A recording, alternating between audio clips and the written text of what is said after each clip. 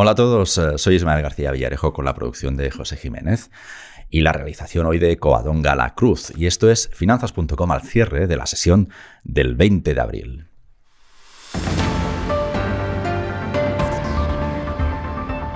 Inversores, bienvenidos. José Luis y yo os estábamos esperando. José Luis, bienvenido al centro de noticias de Finanzas.com. Muy buenas tardes de nuevo, muchas gracias. José Luis Herrera es analista del Banco de Inversión Global.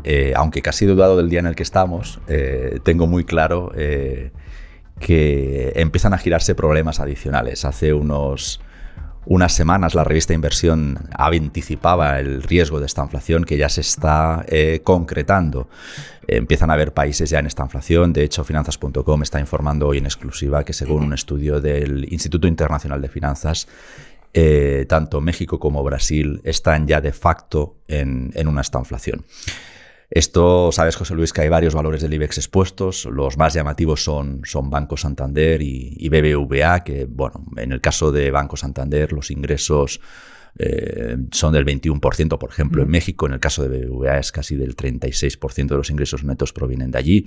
Es decir, hay cierta exposición a la estanflación, aunque España formalmente todavía no esté incluida en esta bolsa de países que ya se ven afectados por este mal bicho, ¿no? Recuerdo que además que la portada de la revista iba un poquito, se ilustraba así, ¿no? con un mal bicho, porque de verdad que es el peor escenario, además, en el que los inversores en general temen después del año tan accidentado que hemos empezado. José Luis, estamos también, además, este jueves empieza la temporada de resultados en el IBEX. Debuta Bankinter, Banco Santander y BBVA explican sus cuentas la semana que viene. Pero con todo este escenario que se está cociendo y que cada día parece que se está añadiendo un ingrediente picante más, ¿no? al plato, al preparado, ¿qué esperas de los bancos, empezando por los dos mayores, por Banco Santander y BBVA? Bien, en primer lugar, preocupante desde luego el hecho de que empiecen a verse plasmados signos de esta inflación, que es una de las preocupaciones que puede haber en las economías, bueno, digamos, desarrolladas. Y comentemos brevemente o recordemos brevemente que en la estanflación conviven una situación de alta inflación y bajo o nulo crecimiento, y sobre todo los bancos pues son muy sensibles a esa falta de crecimiento. En el caso de Banco Santander, es verdad que se podría haber enjugado algo más el impacto por el hecho de que el real brasileño pues está teniendo un año muy bueno. Eso es algo que está afectando también positivamente a Telefónica. Y, por ejemplo, a Mapfre también, que ha traído ciertas alegrías con la divisa. Eso es. Aquellos países que tienen exposición a Brasil pues se están viendo beneficiados por un factor que años atrás les había perjudicado, como es el efecto divisa, la revalorización del real brasileño.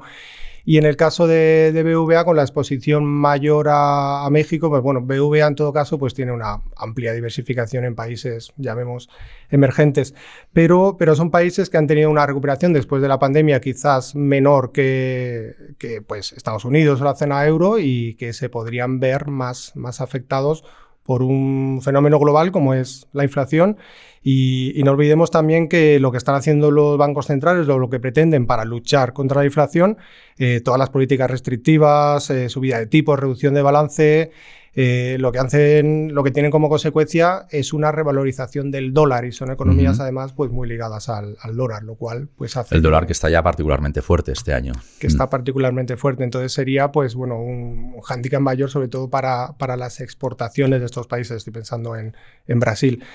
Teniendo en cuenta además que son países muchas veces compradores, importadores netos de materias primas, sobre todo trigo, maíz, es decir, que son aquellas materias primas que se podrían ver comprometidas por el conflicto en Ucrania. Es decir, una serie de problemas que la estanflación no hace más que dar la puntilla a un panorama pues en el corto plazo que podría ser sombrío para estas zonas. Antes de seguir con la charla, me autocorrijo porque me he deslizado. En el caso de Banco Santander, el 20% de los ingresos provienen de Brasil, no de México. Al margen de los bancos, otra gran empresa que está expuesta en este caso a Brasil, además ha incrementado su exposición recientemente con operaciones corporativas, ahí es Telefónica. Nos gustará saber los resultados de Telefónica porque está teniendo una atracción en bolsa particularmente interesante. Y apuntabas antes el efecto divisa. Telefónica es otra de las grandes beneficiadas por el efecto divisa en este caso también del real brasileño. Rompe los 5 euros, corrige un poquitín, la compañía, la Teleco, que parecía que no se iba a superar nunca la barrera de los 5. José Luis, tus sentimientos con Telefónica, a pesar de la estanflación en Brasil, ¿está en un buen momento la compañía o es todo corrección, movimientos simultáneos de la volatilidad que estamos viendo en las últimas semanas? ¿A qué tesis te apuntas? ¿Al momento de la empresa o a la volatilidad de los mercados? Pues fíjate que ya venimos apuntando a Telefónica como posiblemente uno de los valores estrella del año a finales del pasado año, cuando se intentaba mantener por encima ligeramente de los 4,20.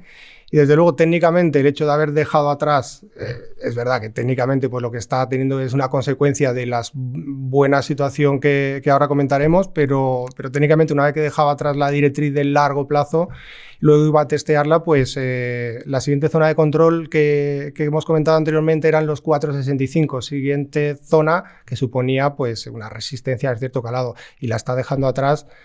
Semanas anteriores. Ha llegado ahora a los 5, es verdad, los 5 pues no es más que una barrera psicológica, pasa por ahí la media de 200 sesiones. No sería descartable que hubiera una toma de beneficios fruto de, pues bueno, o como consecuencia de la fuerte sobrecompra que hay acumulada en el valor. Y no sería descartable verlo tantear lo que esa zona antes era de resistencia y ahora de soporte. Sería hasta sano por el valor. Razones que podríamos achacar a todo esto, pues bueno, no solamente el efecto divisa comentado, el hecho de que, a diferencia de años atrás, pues en este caso el real brasileño pues le vaya a favor, sino también pues bueno, todas las operaciones corporativas en las que está inmersa la compañía, las adquisiciones de tecnología que ha hecho, está involucrada en una operación con Vivendi para vender parciamente Movistar Plus. Eso me da la sensación que gusta a los mercados cada vez que suenan noticias o prenoticias, ¿no? O scoops, como dicen los nuevos de la profesión últimamente. Bueno, llevan años ya diciendo la palabra scoop, ¿no? Pero bueno, parece que gusta la idea de que se desprenda de Movistar Plus. No sé si compartes ese análisis, porque en la redacción, cada vez que hay alguna noticia de esto, vemos que hay un repunte ahí. Y dice, pues no sé si molestará Movistar Plus a los accionistas. Bueno, yo creo que son negocios que están basados mucho en el número de suscriptores, modelos de... Y en los ARPUs, en los modelos de ingreso. Claro. Que esto pues tú eres mucho más experto biológicamente, pero lo estamos viendo hoy con las predicciones o con las previsiones a la baja de Netflix, por ejemplo, ¿no? Y la fuerte caída que está teniendo en bolsa. Es decir, son valoraciones que bueno, muy ajustadas y que en el momento en que hay una pequeña variación, pues pueden suponer un varapalo para esa acción en bolsa o para la parte correspondiente de Telefónica. Entonces, posiblemente el mercado, pues bueno, no viera con malos ojos el desprenderse de esa parte del negocio. Y no olvidemos que Telefónica es una compañía que ha estado muy penalizada también por su abultada deuda y todo lo que sea, pues, desinvertir parcialmente, pero para de alguna manera cercenar esa deuda, pues es algo que el mercado vería positivamente y sobre todo en un entorno de alza de tipos. Déjame, José Luis, a ver si te interpreto. Lo que gusta de Telefónica son sus operaciones corporativas conocidas y las que pueden caer y que se hayan jugado fuertemente la deuda, entiendo. Sí, probablemente. Es una manera de resumirlo. Bueno, y esperamos ciertas correcciones con los 5 euros por el comportamiento habitual de los mercados, ¿verdad? Sí, son movimientos técnicos. Es decir, tampoco hay que buscar el milímetro. Claro, la explicación día a día, porque no es fácil y al final, pues bueno, el valor podría ir a esa zona o no, o seguir con la fortaleza que lleva y dirigirse a la siguiente zona de control en los 5,5. Pero desde luego estamos en los 5 euros cuando hace unos meses, con la bolsa en los niveles actuales, pues estaba un 15-20% por debajo, lo cual es significativo. Muy bien. Resultados. También nos vamos a mirar con curiosidad PharmaMar, que parece que, curiosamente, hoy es el primer día que podemos estar sin mascarillas, al menos parece en los centros de trabajo. Aquí en el centro de noticias hemos seguido como si no hubiera cambiado nada y estábamos todos comportándonos como ayer, que como curiosidad, ¿no? Quiero comentarla. Y supongo que muchas empresas están igual, entre 2 años de hábitos, ¿no? Y que el gobierno va y te publica el BOE esta mañana para que se aplique hoy. Imagino que están todas las empresas con sus comités de crisis viendo qué hacer con el BOE, ¿no? Pero curiosamente, justo cuando nos quitan las mascarillas, que es el símbolo de la pandemia, sabemos que PharmaMar está avanzando, bueno, pues rápidamente con sus fármacos anti-COVID. No sé si es un castigo divino esto, pero bueno, en cualquier caso era la gran apuesta de PharmaMar de los últimos meses y años. También ha sido la gran fuente de quebraderos de cabeza, perdón. ¿qué podemos esperar con PharmaMar a partir de ahora cuando se nos termina prácticamente, al menos simbólicamente, que efectivamente la pandemia no se ha extinguido, pero simbólicamente ya parece que la pandemia ha pasado al baúl de los recuerdos, ¿no? Bueno, PharmaMar es un valor muy especulativo porque está muy afecto, lógicamente, a noticias puntuales que puedan resultar en cuanto a aprobación o en cuanto al éxito de sus fármacos. Es verdad que el famoso Aplidin, ¿no? Que al final es una terapia contra la pandemia, confirma que hay actividad antiviral y ha surgido también una noticia de que Sylentis, la filial de la compañía, pues inaugura la primera planta de fabricación de oligonucleótidos. En fin, al final es una nueva clase de medicamentos. Al final, el hecho de que la compañía esté investigando, el hecho de que esté recibiendo aprobación por parte de las autoridades sanitarias o reguladoras, pues yo creo que es algo positivo, e independientemente de que tenga una relación causa-efecto directa o aplicable en el corto plazo, pues lo que hace es espolear de alguna manera a los inversores dentro del valor. Pero pues no olvidemos que al final es un valor muy especulativo. Y eso va a seguir siendo así de momento, ¿no? Y eso probablemente seguirá siendo así mientras esté afecto a ese tipo de noticias. Técnicamente, además, pues se está comportando bien. Una vez que dejaba atrás toda la zona de los 66, 67 euros, hemos visto cómo rápidamente pues, ha dirigido a la siguiente zona de control. Inversores, estamos con José Luis Herrera, que es analista de Banco de Inversión Global, analizando el día antes de que empiece la temporada de los resultados. Esto sí que parece una serie de Netflix, hoy que es el día de las malas noticias para Netflix. Pero fíjate, hablando de un poco de tecnología, yo no entiendo por qué están castigando a Netflix, porque la fuga, por ejemplo, y esto es un comentario abierto, no espero tampoco que me permito una cierta licencia. Al final el grueso de suscriptores perdidos es directamente relacionado con la salida del negocio en Rusia. Entonces tampoco entiendo por qué los mercados están castigando, además con una dureza, he visto hasta 20 y tantos % de caída hoy. Bueno, esa corrección de la base de datos de suscriptores cuando todos sabíamos que estaba hiperinflada precisamente por cuestiones de la pandemia y porque el grueso de las pérdidas provienen de titulares en Rusia, que parece que deberíamos tenerlo ya asumido desde un punto de vista de la inversión, ¿no? José Luis, por quien sí te voy a preguntar, porque además cuando vienes lo explicas muy bien, es por la evolución de IAG, que también esperamos resultados. Finanzas.com me estaba proyectando ayer que al final este año vamos a ver cómo IAG recupera la mitad del EBITDA perdido en la pandemia. Que bueno, al final es una buena señal de que al menos vamos a dejar las pérdidas millonarias a las que últimamente nos tienen acostumbrados. ¿Cuál es la evolución de IAG, José Luis? Bueno, es un valor que, a ver, al final dentro del sector de compañías aéreas, yo creo que lo importante es sobrevivir. Y lo que el mercado está premiando es aquellas que puedan sobrevivir, claro, sí. Y sobre todo sobrevivir sin una nueva inyección de capital, sin una nueva ampliación de capital, que es lo que... Pues, es el miedo que siempre hay con IAG, ¿cierto? Claro, que es lo que al final afecta a la cotización. En la praxis, pues es lo que podría volver a hacer caer al valor en el corto plazo.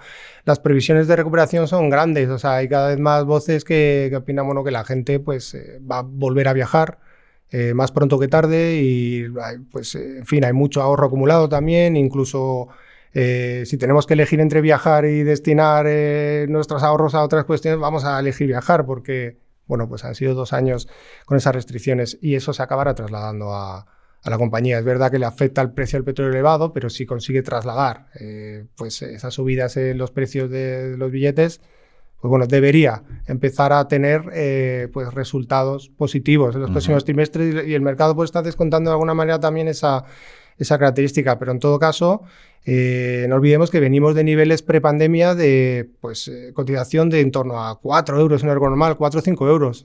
Está cotizando en menos de 2, 1,70. Es decir, todo está muy lejos. Todo eso es recuperable, José Luis. Además de si está cerca o lejos, es recuperable. Entiendo, claro, si nos ponemos en un plazo de 20 años, pues seguro que sí, ¿no? Pero pues, en un plazo razonable.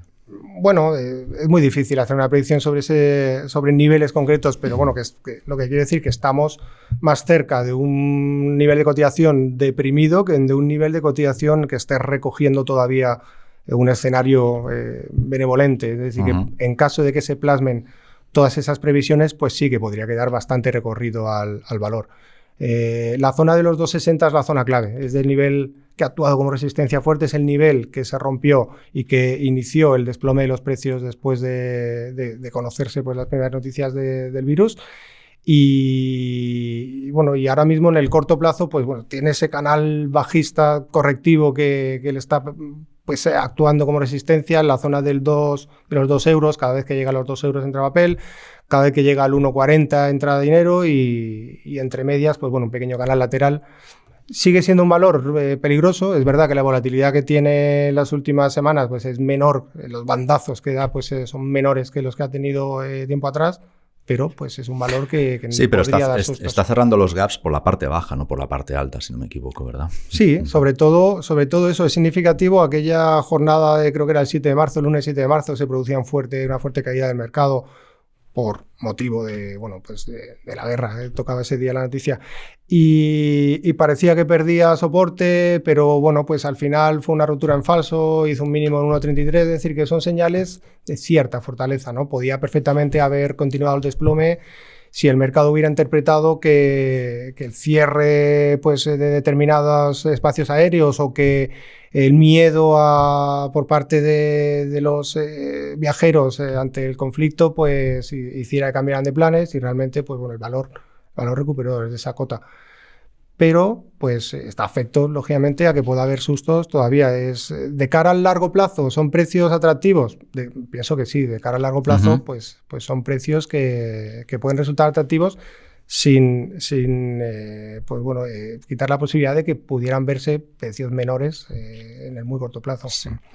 Pues estamos convencidos de todas maneras que, a juicio, por ejemplo, de las previsiones que daba Delta Airlines hace 2 días, que confirmó que tenía el mayor índice de reservas de su historia para el verano, eso estamos convencidos o nos convence de que volverán los retrasos y las cancelaciones de vuelos.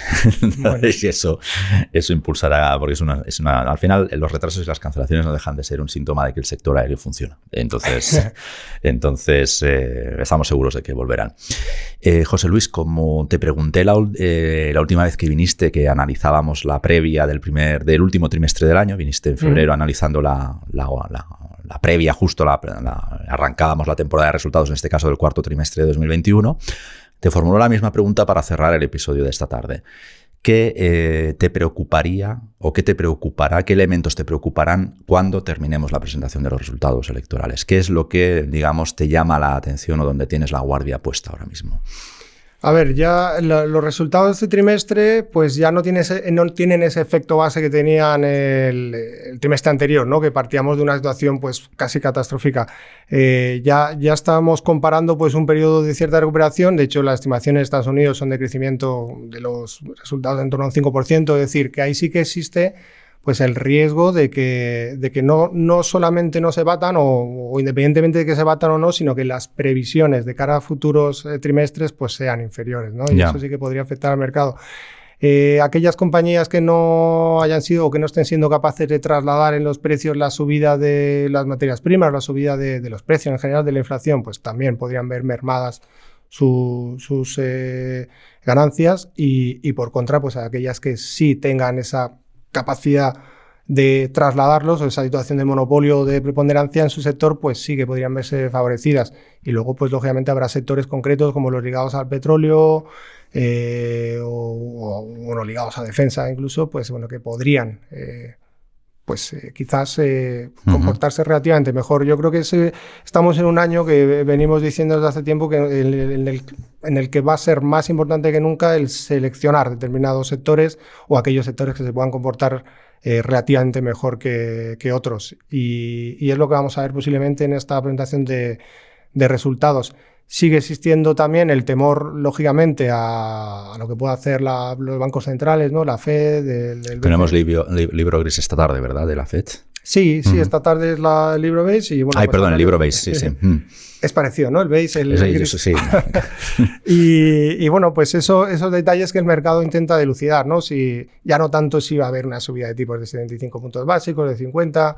Empieza a darse cada vez más voz también al mediático presidente de la FED de San Luis, ¿no? A Bullard, que aboga por dejar los tipos al 3% al final de año. Y yo creo que Powell lo usa como globo sonda, honestamente.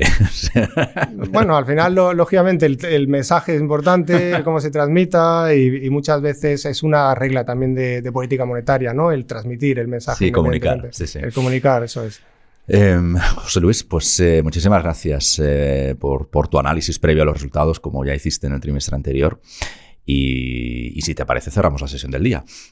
Genial. Pues nada, muchísimas gracias por hacer podcasting esta tarde con nosotros. Un placer, como siempre, muchas gracias. Inversores, y os emplazo a sintonizar este canal de podcast pues mañana a las 7:30 con Alejandro Ramírez y la agenda que marca las agendas o sus hechos relevantes. Y al cierre nos encontramos de nuevo. Gracias, como siempre, por el privilegio de vuestro tiempo. Hasta la próxima.